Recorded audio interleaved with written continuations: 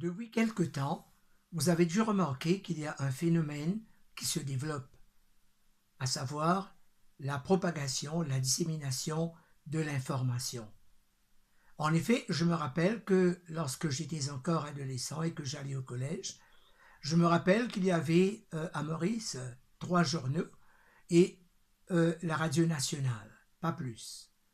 Mais par contre, maintenant, nous avons des radios libres, nous avons la vulgarisation de toutes sortes de portables, de tablettes, d'ordinateurs et de toutes sortes d'autres gadgets encore qui permettent aux gens de recevoir l'information à n'importe quel moment et même l'information du monde entier, pas seulement les nouvelles locales, mais les nouvelles du monde entier à travers l'Internet. Mais vous serez d'accord avec moi que quand on parle d'information, il s'agit essentiellement de mauvaises nouvelles. En effet, dès que nous ouvrons un journal ou que nous écoutons un bulletin d'information à la radio ou un journal télévisé, nous sommes sûrs de tomber sur de mauvaises nouvelles. On entend parler de crimes, d'agressions, d'enlèvements, de vols, de cambriolages, d'enlèvements, d'explosions de bombes, d'actes de terrorisme, et j'en passe. Mais laissez-moi vous dire que si vous voulez entendre de bonnes nouvelles, il faut aller vers les évangiles. Les évangiles, ce sont les 4 livres écrits par Matthieu, Marc, Luc et Jean, et qui se trouvent dans le Nouveau Testament de la Bible. Et à titre d'exemple, pour illustrer ce que je viens de vous dire, je vais aujourd'hui vous lire un passage qui se trouve dans l'Évangile selon Luc au chapitre 4. Cette lecture commence à partir du verset 16. Allons-y. Il, c'est-à-dire Jésus, se rendit à Nazareth où il avait été élevé. Et selon sa coutume, il entra dans la synagogue le jour du sabbat.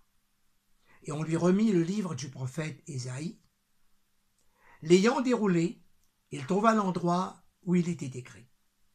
L'Esprit du Seigneur est sur moi, parce qu'il m'a oint, pour annoncer une bonne nouvelle aux pauvres. Il m'a envoyé pour guérir ceux qui ont le cœur brisé, pour proclamer aux captifs la délivrance et aux aveugles le recouvrement de la vue, pour renvoyer libres les opprimés, pour publier une année de grâce du Seigneur. Ensuite, il roula le livre, le remit au serviteur et s'assit. Tous ceux qui se trouvaient dans la synagogue avaient les regards fixés sur lui. Alors, il commença à leur dire : « Aujourd'hui, cette parole de l'Écriture que vous venez d'entendre est accomplie. » Eh bien, voilà de très bonnes nouvelles. Vous savez, quand un nouveau gouvernement entre en fonction, il est d'usage que ce gouvernement annonce tout d'abord son programme gouvernemental, son projet de société, ce que ce gouvernement envisage de faire pour la population. Eh bien, le Seigneur Jésus, quand il est venu sur la terre, c'était pour annoncer, pour publier le royaume de Dieu. Et donc, puisque c'est un royaume, il y a un roi forcément, et nous savons que Jésus est le roi des rois, et donc il a quitté son trône, il a quitté le ciel, il est venu sur la terre pour annoncer aux gens le royaume de Dieu. Et donc, comme tout autre gouvernement, comme je viens de dire, aujourd'hui, le Seigneur Jésus va annoncer officiellement son programme gouvernemental. Ce qu'il envisage de faire, non pas pour un pays, non pas pour une contrée, non pas pour une région, mais pour l'humanité entière. Vous savez, le passage que nous venons de lire intervient juste au moment où le Seigneur Jésus venait de passer par le baptême aux mains de Jean-Baptiste dans le Jourdain. Ensuite, juste après son baptême, il s'était retiré dans le désert pour y jeûner pendant 40 jours et 40 nuits. Pourquoi jeûner ? C'était pour lui une période de préparation, une période je ne dirais pas d'apprentissage, mais une période de retraite pendant laquelle il allait se mettre en contact avec le Père pour recevoir de celui-ci la force, la puissance spirituelle nécessaire, et surtout pour combattre le malin, pour combattre le diable. Parce que comme l'apôtre Jean nous dit dans sa première épître, le Fils de l'homme apparut pour détruire les œuvres du diable. Et donc, après avoir jeûné pendant 40 jours et 40 nuits, le Seigneur Jésus fut tenté par le diable, qui essaya de le dérouter, qui essaya de le détourner de l'œuvre pour laquelle il était venu sur la terre. Mais en 3 occasions, le Seigneur triompha de lui, en citant la parole de Dieu, car la parole est puissante. En 3 occasions, le Seigneur Jésus lui dit « Il est écrit, il est écrit, il est écrit ». Et donc, avec la parole de Dieu qui est l'épée de l'Esprit, le Seigneur Jésus remporta une très grande victoire sur le diable. Ainsi, il était prêt d'entrer maintenant dans l'arène, je peux dire, afin de combattre le diable, afin de faire ce qu'il envisageait de faire. Et là, comme nous voyons, lorsque le Seigneur Jésus arrive dans la synagogue de Nazareth où il avait été élevé, c'était poussé par le Saint-Esprit. Vous savez, le Seigneur Jésus, quand il est venu sur la terre, il n'est pas venu de son plein gré, il n'est pas venu de son propre chef. Il a été envoyé par le Père. Il a été oint du Saint-Esprit. Il est vrai que le Seigneur a dit « Me voici, Père, pour faire ta volonté ». Mais il a fallu tout d'abord que le Père l'envoie et qu'il soit oint du Saint-Esprit, que la puissance de Dieu soit sur lui et avec lui. Et voilà maintenant, en ce jour de sabbat, le Seigneur Jésus entre dans la synagogue. Et là maintenant, les gens assemblés dans la synagogue, les pharisiens, les sadducéens, les scribes, les docteurs de la loi, vont avoir le choc de leur vie. Ils vont découvrir un autre Jésus, un nouveau Jésus, un Jésus tout-puissant. Parce que, en effet, pour ces gens-là, Jésus n'était que le fils de Joseph, le fils de Marie, le fils du charpentier. Il était connu comme tel.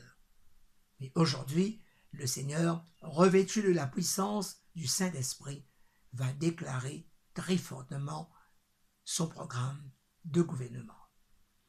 Et donc, le premier item qui se trouve, et là justement, on lui remit le serviteur de la synagogue, lui remet le livre du prophète Ésaïe pour qu'il en fasse la lecture.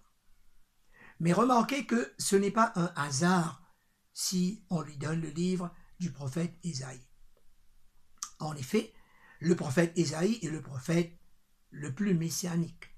C'est celui qui a le plus annoncé l'arrivée du Seigneur Jésus. C'est celui qui a le plus parlé de sa venue, de sa naissance, de son ministère, de l'eschatologie, c'était des événements de la fin, du règne de 1000 ans par exemple. Eh bien donc, c'était pas un hasard, mais tout était préparé, organisé par Dieu lui-même et par le Saint-Esprit. Alors donc, on remet à Jésus le livre du prophète Ésaïe. Et là, comme vous avez vu, comme vous avez entendu, il se met debout pour faire la lecture. Maintenant, le premier item qui se trouve sur son agenda, je dirais, sur son programme de gouvernement, eh bien donc il déclare qu'il est venu pour annoncer une bonne nouvelle aux pauvres. Ah, vous savez, ce monde est plein de pauvres gens, de gens misérables, et il n'y a jamais de bonnes nouvelles pour les pauvres, ou très peu. Mais aujourd'hui, Jésus annonce qu'il est venu pour annoncer une bonne nouvelle aux pauvres. Eh bien, quelle est cette nouvelle? Lorsque nous lisons l'évangile de Matthieu, au chapitre 5, nous avons ce qu'on appelle le sermon sur la montagne. C'est-à-dire que Jésus, pendant son ministère, monta un jour sur la montagne où il prononça un très long sermon. Et voici comment ce sermon débuta.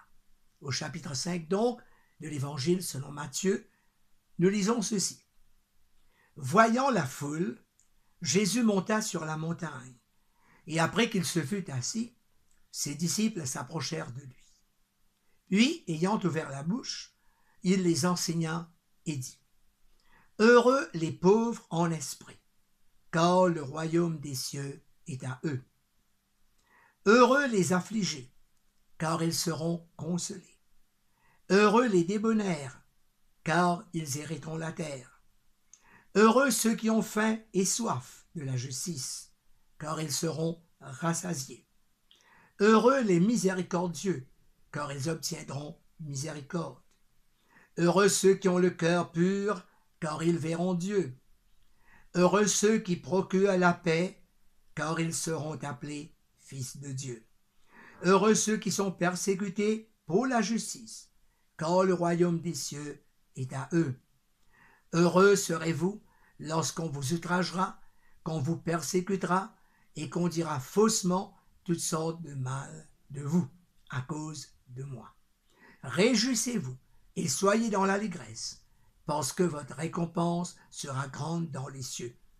Car c'est ainsi qu'on a persécuté les prophètes qui ont été avant vous. Eh bien, vous conviendrez avec moi que ce sont là de très bonnes nouvelles. De très bonnes nouvelles annoncées aux pauvres. Jésus leur promet le royaume des cieux. Mais naturellement, le royaume des cieux n'est pas, on n'hérite pas du royaume des cieux automatiquement. Naturellement, il faut se repentir tout d'abord. Il faut reconnaître qu'on est un pécheur ou bien une pécheresse. Il faut demander à Dieu pardon pour tous ses péchés. Il faut reconnaître que le Seigneur Jésus est le Fils de Dieu, qu'il est Dieu en personne, qu'il s'est incarné pour venir sur la terre, pour mourir sur la croix du calvaire, verser son sang pour laver tous les péchés de l'humanité. Mais voilà de très bonnes nouvelles quand même que le Seigneur annonce, eh bien, aux pauvres. Et nous savons, lorsque nous lisons les évangiles, nous voyons comment le Seigneur Jésus, comme il est dit dans le livre des Actes des Apôtres, au chapitre 10, au verset 38, comment Jésus était oint du Saint-Esprit et comment il allait de lieu en lieu, faisant le bien et guérissant tous ceux qui étaient sous l'empire du diable. C'est vrai que pendant longtemps, avant la venue du Seigneur Jésus, le diable tenait les gens dans la captivité, à travers la maladie, les vices, les passions, le péché, des péchés de toutes sortes. Mais aujourd'hui, le Seigneur déclare quelque chose de très fort. Vous savez, ces gens qui étaient dans la synagogue, les docteurs de la loi, les pharisiens, les scribes, les sadducéens et les autres, combien de fois, combien de jours de sabbat, ils étaient là et ils entendaient lire ce passage. Mais aujourd'hui, il y a quelque chose de différent. Parce que le Seigneur Jésus, après avoir fait la lecture, reprend sa place. Et là, il déclare quelque chose de très fort. Et là, il dit, aujourd'hui, cette parole que vous venez d'entendre est accomplie. C'est-à-dire que tout ce que les prophètes, Ésaïe et les autres, avaient annoncé préalablement, aujourd'hui trouve sa réalisation, sa matérialisation dans la venue du Seigneur Jésus. Et dès le moment où le Seigneur met le pied, pour la toute première fois, dans la synagogue de Nazareth, le village où il avait grandi, où il avait été élevé, eh bien donc, c'en était fait le royaume des dieux, de Dieu, le royaume des cieux, le royaume de Dieu était venu sur la terre. Eh bien donc, nous passons maintenant au deuxième item que le Seigneur annonce dans son programme. Il dit aussi qu'il est venu, qu'il a été envoyé pour guérir ceux qui ont le cœur brisé. Or, nous savons que dans ce monde, il y a pas mal de personnes qui ont vraiment le cœur brisé. Mais voyons tout d'abord un exemple, une illustration dans les évangiles même. Dans l'évangile selon Jean, au chapitre 11, Jean nous parle d'une formidable, d'une spectaculaire résurrection, un très grand miracle.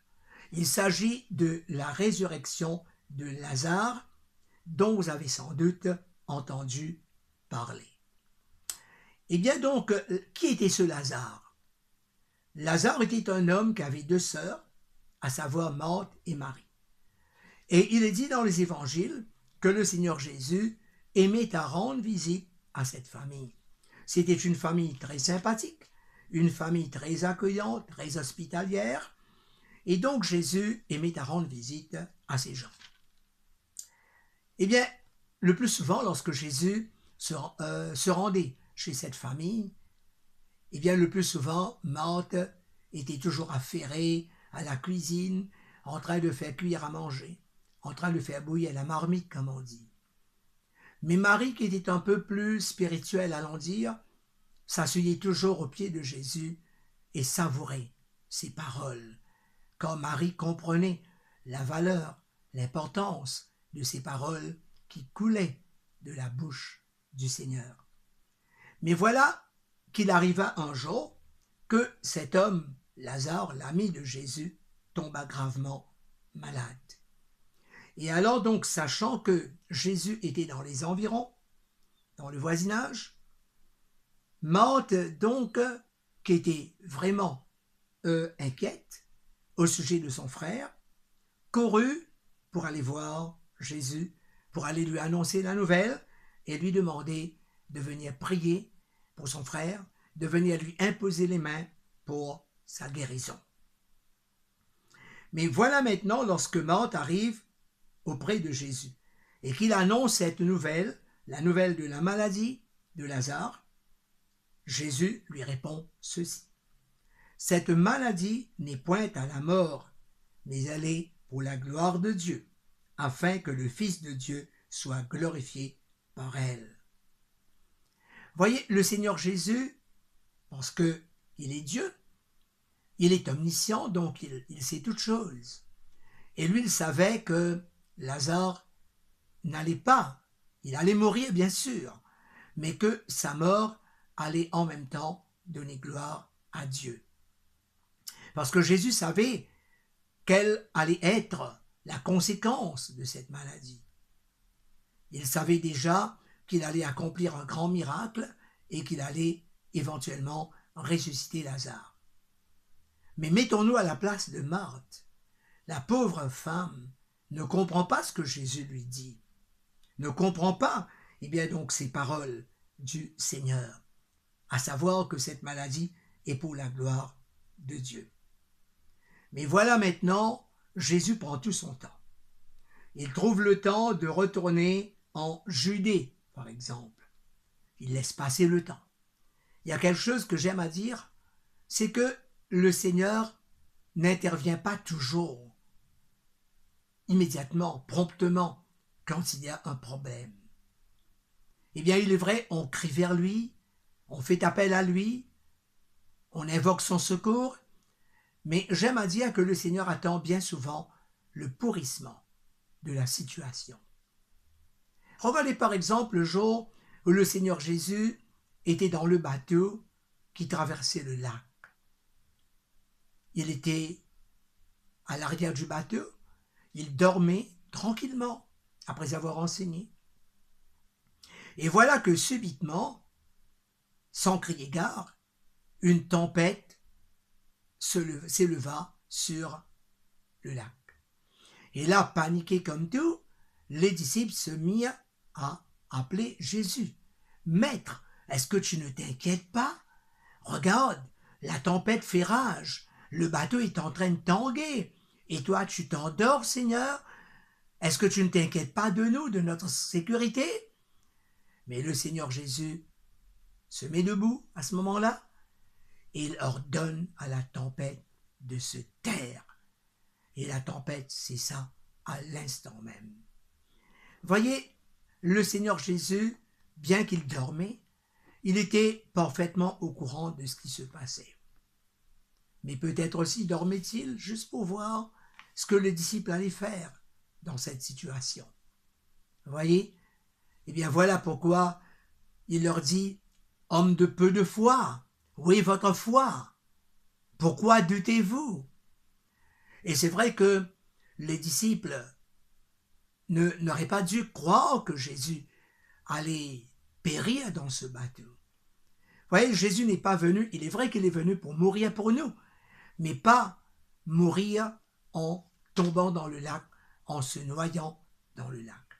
Il est venu pour mourir d'une seule manière, sur la croix, pour prendre nos malédictions et pour verser son sang. Parce que, comme il est dit dans l'Épître aux Hébreux, au chapitre 9, sans effusion de sang, il n'y a point de pardon de péché. Et donc voilà maintenant, comme Jésus prenait tout son temps, Lazare maintenant arriva à mourir.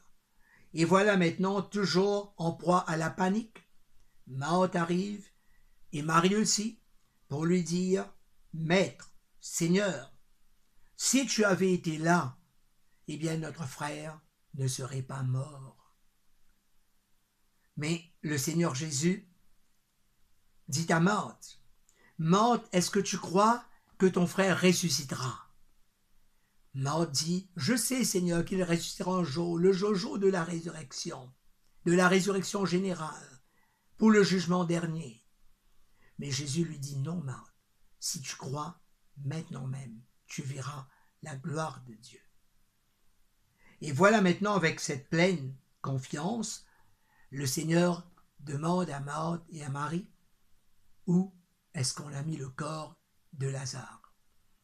Et là, il se rend au sépulcre, et là maintenant, il se passe quelque chose d'extraordinaire, d'incroyable, d'inouï. Il est dit que Jésus pleura. Oui, il pleure devant l'incrédulité de Marthe et de Marie. Il pleure devant les conséquences du péché. Il pleure à cause de tout le mal, de tous les malheurs que la chute de l'homme a apporté. À cause du péché d'un seul homme, à savoir Adam. Et bien donc, la mort est venue maintenant pour régner sur l'humanité. Mais il a fallu que Jésus vienne. Jésus qui est la résurrection et la vie. Et comme il dira plus tard, celui qui croit en moi, combien même il passerait par la mort, mais il ressuscitera. Car Jésus vaincra plus tard la mort par sa propre mort. Et là, il arrive maintenant devant le sépulcre de Lazare, et une des premières choses qu'il demande, c'est qu'on enlève la pierre. Vous voyez, les tombes, à cette époque, n'étaient pas comme les tombes d'aujourd'hui. Eh bien donc, c'était sans doute un trou dans un rocher, où on a placé le corps de Lazare, et après on a bloqué le passage avec une énorme pierre. Mais Jésus demande tout d'abord qu'on enlève cette pierre. Voyez, cette pierre, ce n'est pas qu'une pierre matérielle, qu'une pierre physique, ce n'est pas qu'une pierre minérale. Cette pierre, c'est aussi la pierre de l'incrédulité. Oui, c'est vrai, la pierre qui bloque le cœur des gens, qui empêche les gens d'entendre la parole, ou de l'entendre, mais de ne pas y croire. Il y a combien de personnes qui entendent l'évangile, la bonne nouvelle, mais qui ont le cœur endurci. Il faut tout d'abord que ces gens enlèvent la pierre de l'intelligence humaine, la pierre de l'incrédulité, la pierre de la religion, la pierre de la superstition, la pierre du qu'en dira-t-on. Parce qu'en effet, il y a beaucoup de personnes qui hésitent à faire le pas pour venir au Seigneur, parce qu'elles ont peur de ce que les gens diront. Mais qu'importe, parce que le salut est personnel. Et demain, chacun d'entre nous devra se trouver devant le trône de Dieu pour être jugé, éventuellement recevoir ce que nous méritons. Soit le ciel, dans la présence de Dieu, de tous ses saints, de tous ses anges, soit alors dans l'enfer avec le diable et son armée de démons. Et là donc, après qu'on eut enlevé la pierre, Jésus, d'une voix très forte, donne un ordre à Lazare. Il dit tout simplement, Lazare, sors! Et immédiatement, le mort, Lazare, sort de son sépulcre, vivant. Mais comme il est encore enveloppé de bandelettes, parce qu'à cette époque, on embaumait les corps, et après on les enveloppait dans des bandelettes avant de les mettre au sépulcre, Jésus demande qu'on le détache et qu'on le laisse partir. Voyez, ainsi il y a beaucoup de personnes. Il est dit dans l'épître de Paul aux Éphésiens que nous étions morts dans nos péchés. Oui, spirituellement parlant, nous étions morts. Mais lorsque nous croyons en Jésus, lorsque nous venons à lui et que nous expérimentons ce qu'on appelle la nouvelle naissance, nous passons de la mort à la vie. L'esprit qui est en nous est régénéré et c'est alors que nous redevenons une nouvelle créature. C'est pourquoi l'apôtre Paul dit dans son épître aux Corinthiens, si quelqu'un est en Christ, c'est une nouvelle créature. Les choses anciennes sont passées et toutes choses sont devenues nouvelles. Mais là, il y a aussi autre chose que nous voyons dans la résurrection phénoménale de Lazare. C'est qu'il est vrai que Lazare était mort tout d'abord. Ensuite, le Seigneur l'a ressuscité. Et il était vivant, évidemment, après sa résurrection. Mais cependant, il était encore lié avec ses bandes. Et il a fallu que Jésus demande qu'on le détache et qu'on le laisse partir. Ainsi, nous voyons que dans nos églises, parmi les croyants, il y a beaucoup de personnes qui sont passées par la nouvelle naissance, qui sont nées de nouveau, mais qui cependant sont encore liées par des vices, des passions, par des traditions, par des coutumes contraires à la parole de Dieu. Ainsi, ces personnes ont besoin d'être libérées, d'être délivrées. Mais pour revenir à Lazare, voilà maintenant comment Jésus a rendu cet homme qui était mort, il l'a rendu vivant à ses deux sœurs. Mais dites-moi vous-même, est-ce que Jésus n'a pas ici guéri le cœur brisé de Marthe et de Marie? Bien entendu, elles étaient affligées, ces deux sœurs, après la mort de leur bien-aimé frère. Et Lazare n'est pas non plus le seul homme, la seule personne, le seul mort que Jésus devait ressusciter. Les évangiles parlent également d'un autre garçon, d'un autre jeune homme, le fils de la veuve de Naïn. Un jour, en effet, le Seigneur Jésus entra dans un village appelé Naïn, et là, il voit un enterrement. Il voit un cortège, eh bien donc, qui porte un jeune homme, mort évidemment, qui était le fils unique de sa mère, qui en sus de cela était veuve. Et Jésus s'approche du cercueil, c'était un cercueil ouvert à l'époque, il touche le corps, il relève le jeune homme et le rend vivant à sa mère. Et la joie revient évidemment dans le cœur de cette maman. Maintenant, ce n'est pas que dans les pages des évangiles que nous voyons Jésus guérir les cœurs brisés. En ce bas monde, nous savons qu'il y a beaucoup de personnes, il y a beaucoup de parents, pères et mères, qui ont le cœur brisé par l'ingratitude de leurs enfants qui n'obéissent pas, qui sont rebelles. Il y a des amoureux, des amoureuses qui ont le cœur brisé à cause d'une dispute, à cause d'une rupture, à cause d'un divorce, d'une séparation. Mais combien de ces personnes sont venues à Jésus et ont retrouvé la paix de l'esprit? En effet, le Seigneur Jésus est le prince de la paix. Il dit, je vous donne ma paix, mais non pas comme le monde vous la donne. Et c'est vrai que ce monde a une sorte de paix à nous offrir, mais quelle paix? Une paix éphémère. Comme nous voyons dans la géopolitique, à peine a-t-on signé un traité de paix qu'une autre guerre éclate. Mais la vraie paix se trouve en Jésus. La paix de savoir qu'en lui, nos péchés sont pardonnés et que le ciel nous est ouvert. Mais voyons maintenant le prochain thème sur l'agenda de notre Seigneur Jésus. Troisièmement, il déclare qu'il est venu pour proclamer aux captifs la délivrance. Et bien donc un autre exemple que nous allons utiliser pour illustrer cela se trouve justement dans l'évangile de Marc au chapitre 5. Un jour, le Seigneur Jésus entra dans un village qui s'appelle Gadara. Et là, lorsqu'il arrive dans ce village, subitement, il voit un homme nu, échevelé, hirsute, les cheveux en bataille, sale, dégoûtant, puant, qui sort des sépultures et qui vient devant lui. Naturellement, cet homme était un démoniaque.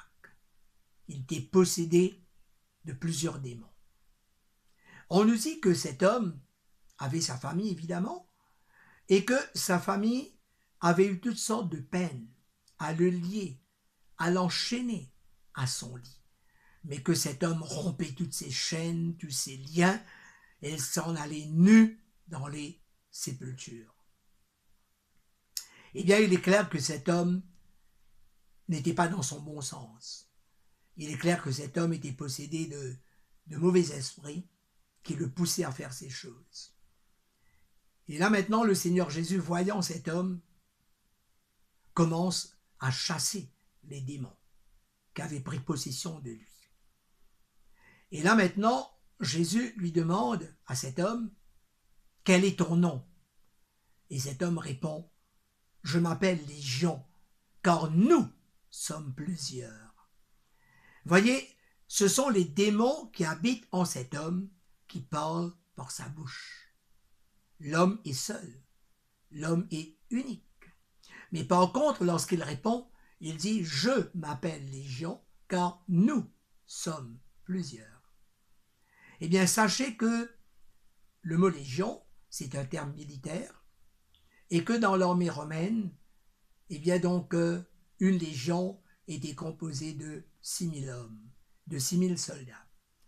Ce qui laisse croire que dans le corps de cet homme, il y avait 6000 démons.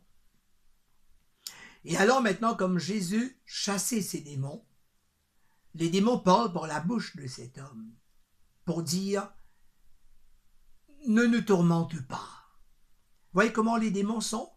Ils demandent au Seigneur de ne pas les tourmenter. Or, eux, ils ont le droit de tourmenter les gens, comme ils tourmentent cet homme.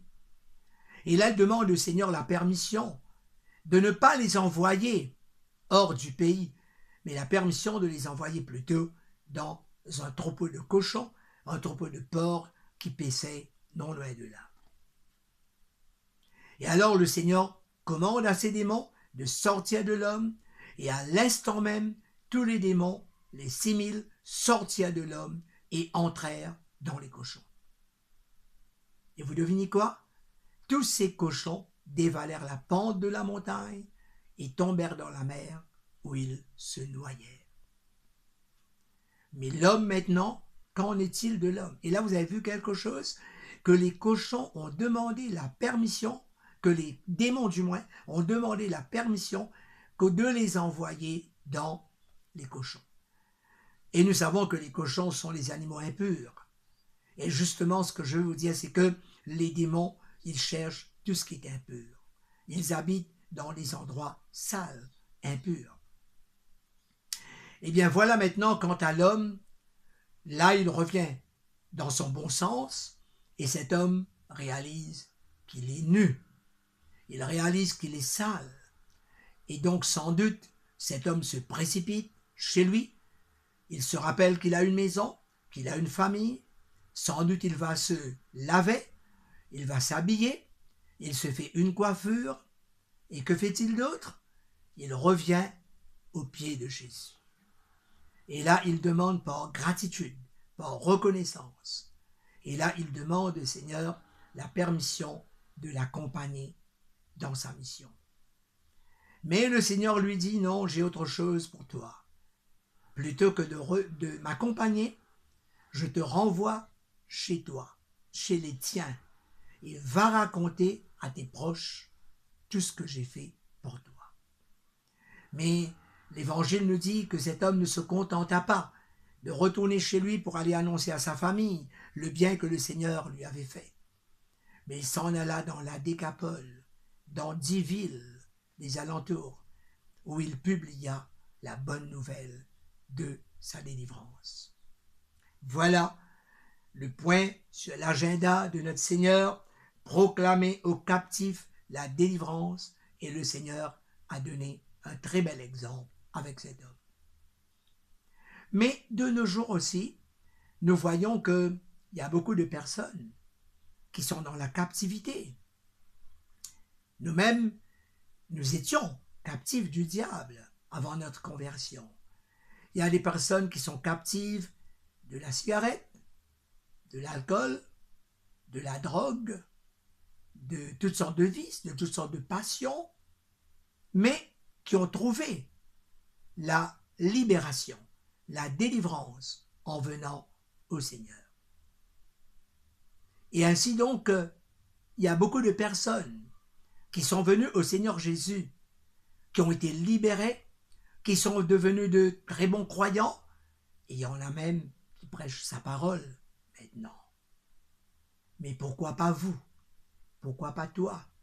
Si tu es sous l'emprise du diable, si tu es captif d'un vice, d'une passion, d'un péché quelconque, il te suffit de venir à Jésus, de croire en lui, de l'accepter comme ton sauveur et ton Seigneur personnel, de te repentir de tous tes péchés, et le Seigneur Jésus t'accordera la liberté, la délivrance. Le prochain item sur le programme de notre Seigneur, c'est le recouvrement de la vue aux aveugles. Et là aussi, nous voyons dans l'Évangile selon Marc, nous voyons un homme qui s'appelait Bartimée. Et Bartimée était un homme aveugle qui tous les jours s'asseyait en bordure du chemin pour mendier, pour demander l'aumône, pour avoir sa subsistance. Mais un jour, cet homme Bartimée entend parler de Jésus. Et là maintenant, sans doute il se demande, mais quand est-ce que Jésus va passer dans mon village de Jéricho? Et voilà qu'un jour justement, le Seigneur Jésus arrive à passer par là. Et vous savez, lorsque le Seigneur Jésus se déplaçait, il y avait toujours une foule de gens avec lui, derrière lui. Et alors donc, sachant que c'est Jésus qui passait, Bartimée maintenant se dit, c'est maintenant ou jamais. C'est maintenant que je dois tenter ma chance, parce que j'ai entendu parler des miracles que cet homme fait, comment les paralytiques marchent, comment les boiteux marchent, comment les aveugles voient, comment les sourds entendent, comment même les morts sont ressuscités. Et cet homme maintenant veut tenter sa chance. Ainsi donc il se met debout et il se met à crier aussi fort que possible. Jésus, fils de David, aie pitié de moi. Et le Seigneur s'approche de lui et lui demande, que veux-tu que je te fasse? Seigneur, que je recouvre la vue. Il était clair que, pour le Seigneur, que cet homme était aveugle et qu'il voulait pouvoir revoir clair. Mais vous savez, le Seigneur n'est pas un despote. Il n'est pas un dictateur. Il ne nous impose rien. Voilà pourquoi il veut savoir de cet homme ce qu'il veut. Et en même temps, il pousse cet homme à faire agir sa foi. Parce que sans la foi, nous ne pouvons rien avoir du Seigneur. S'il y a quelque chose que j'aime à dire lorsque je prêche et que j'enseigne, c'est que quand on entre en quelque sorte dans la boutique du Seigneur, la seule monnaie qu'il nous demande, c'est notre foi. Et avec la foi, nous pouvons obtenir n'importe quoi du Seigneur selon sa volonté. Et voilà, immédiatement, Bartimée recouvre la vue. Et fou de joie comme tout que fait cet homme, il balance son manteau, il jette son manteau rempli de poussière, rempli de toutes sortes de bestioles sans doute, ce manteau de misère, ce manteau de puanteur qui représente son passé, sa maladie, sa captivité. Il abandonne tout et il se met à suivre le Seigneur Jésus. Jésus est venu pour le recouvrement de la vue aux aveugles. Mais laissez-moi vous dire que dans le monde, il y a une autre sorte de cécité. Il y a des personnes qui sont aveugles parce qu'elles ne voient pas. Mais il y a des personnes qui ont des yeux qui voient, mais qui sont eux de même aveugles. Il y a ce qu'on appelle l'aveuglement, la cécité spirituelle. Combien de gens en ce bas monde ne voient pas le péché, le mal dans lesquels ils pataugent, dans lesquels ils vivent. Les gens qui, par exemple, pratiquent la sorcellerie, ou qui fréquentent les sorciers, ou qui sont dans une fausse religion, qui pratiquent des choses qui sont vraiment abominables devant le Seigneur, ce sont des gens aveugles. Et ces gens ont besoin de recouvrer la vue. Et ainsi, je connais la plupart des chrétiens, la plupart de ceux qui sont maintenant convertis. On était des aveugles dans le passé.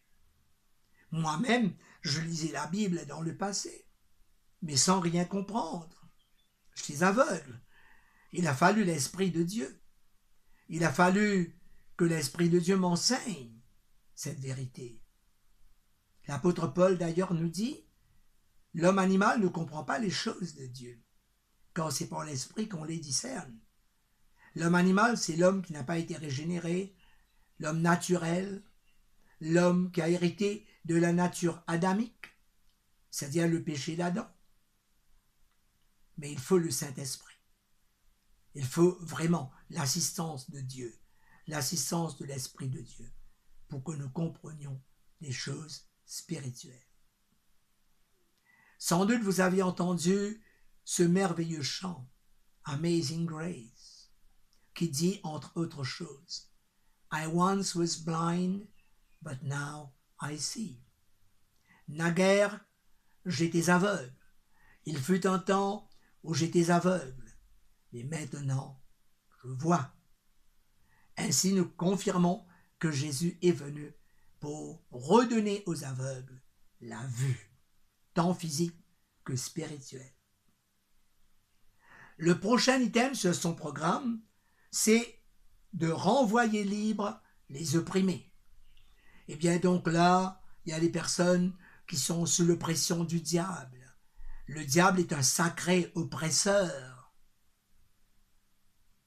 Je comprends que le mot sacré peut être un mot mal employé ici, mais c'est pour vous dire que c'est un formidable oppresseur qui opprime les gens, qui oppresse les gens au moyen de toutes sortes de vices, de passions. Mais là aussi, le Seigneur est venu pour libérer, pour rendre libres ces gens. Il y a quelque chose encore que j'aime à dire, c'est que le cerveau de l'homme, la tête de l'homme, c'est l'atelier du diable.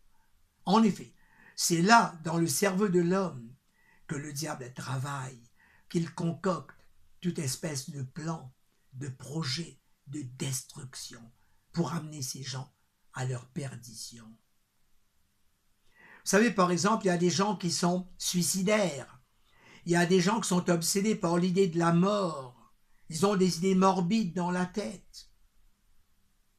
Et il y a des personnes qui font des tentatives de suicide en ingurgitant du poison ou en essayant de se pendre, de se couper une veine.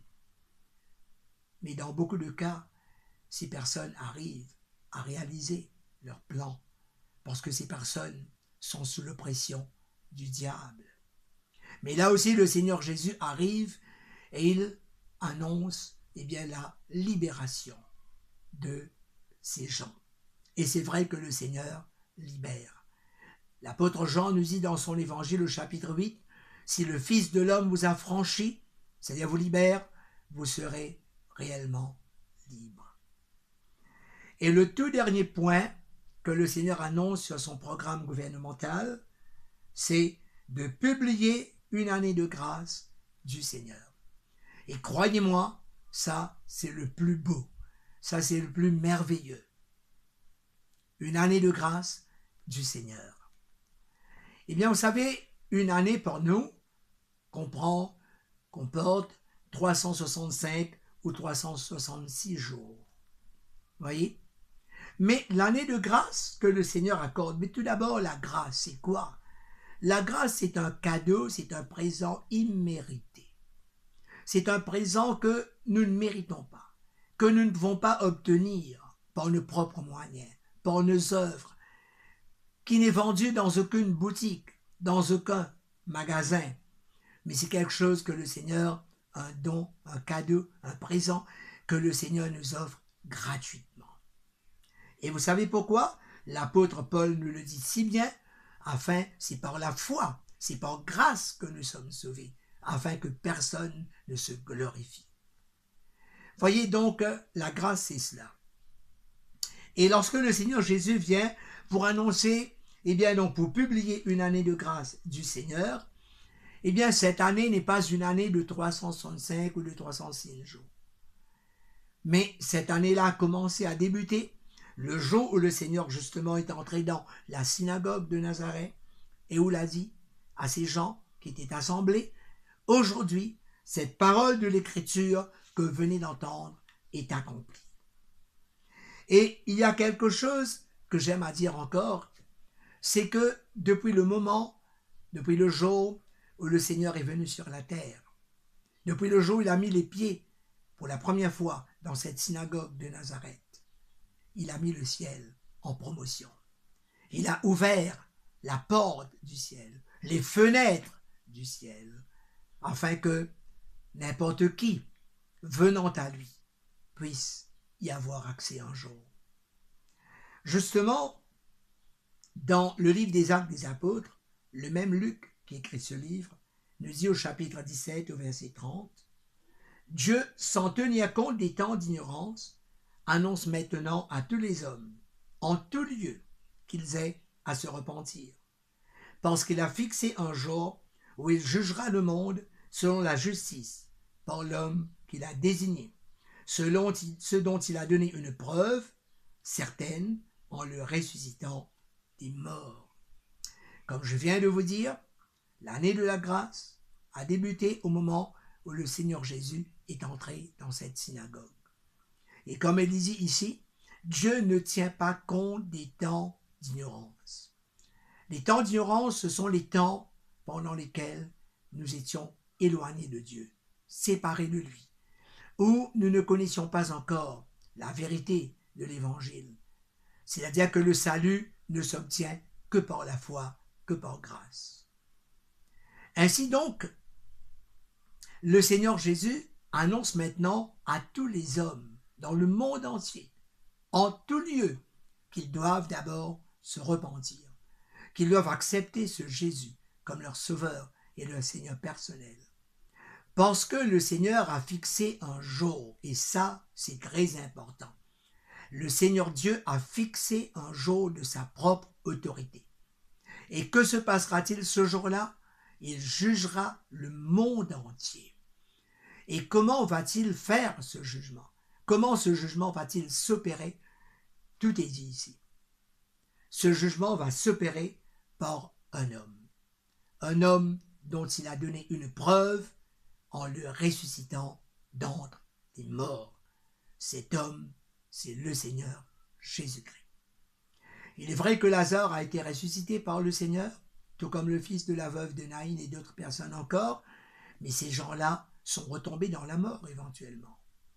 Mais tandis que Jésus, lui, il peut déclarer dans le livre de l'Apocalypse, « J'étais mort, et voici, je suis vivant, et je vis au siècle des siècles. » Ainsi donc, vous qui m'écoutez, vous qui avez entendu cette bonne nouvelle, maintenant la balle est dans votre camp.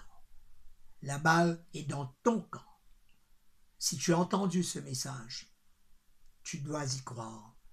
Parce que ce n'est pas la parole d'un homme, c'est la parole de Dieu. La parole du Dieu vivant, du Dieu tout-puissant. Si tu es dans n'importe quelle situation, dans n'importe quel péché, quel vice, quelle passion, quelle détresse, peu importe, il n'y a aucun problème qui soit trop grand pour le Seigneur. Tout est possible à Dieu. Tout est possible à celui qui croit. Ainsi, je t'invite, toi qui écoutes ce message, je t'invite à te repentir de tous tes péchés, à te mettre à genoux devant ce Seigneur, à lui demander pardon. Tu n'as pas besoin de faire une longue prière. Tu n'as qu'à lui dire simplement, « Seigneur, je suis un pauvre pécheur. Je me repens de tout le mal que j'ai fait. Je te demande pardon, Seigneur. Je reconnais en toi, Seigneur Jésus, mon seul Sauveur, mon seul Seigneur, mon Seigneur personnel, mon Rédempteur, celui qui est venu sur la terre, qui a donné sa vie, qui a versé son précieux sang pour me sauver, pour me laver, pour me justifier, pour me racheter. » Et le Seigneur Jésus t'accordera son pardon. Et ainsi, comme il est dit dans le prologue de l'Évangile selon Jean, à tous ceux qui l'ont reçu, il a donné le pouvoir de devenir enfants de Dieu, lesquels sont nés non de la chair, mais de l'esprit. Car ce qui est né de la chair est chair, et ce qui est né de l'esprit est esprit. Ainsi, dès le moment où tu acceptes ce Seigneur Jésus comme ton Sauveur et ton Seigneur personnel, tu deviens enfant de Dieu. Et ton nom est écrit à partir de là dans le livre de vie de l'agneau. Et un jour, tu auras tout le temps, tu auras toute l'éternité pour remercier le Seigneur, pour rendre grâce à Dieu de ce qu'il aura fait pour toi et de ce qu'un jour tu auras entendu ce message. Que Dieu te bénisse.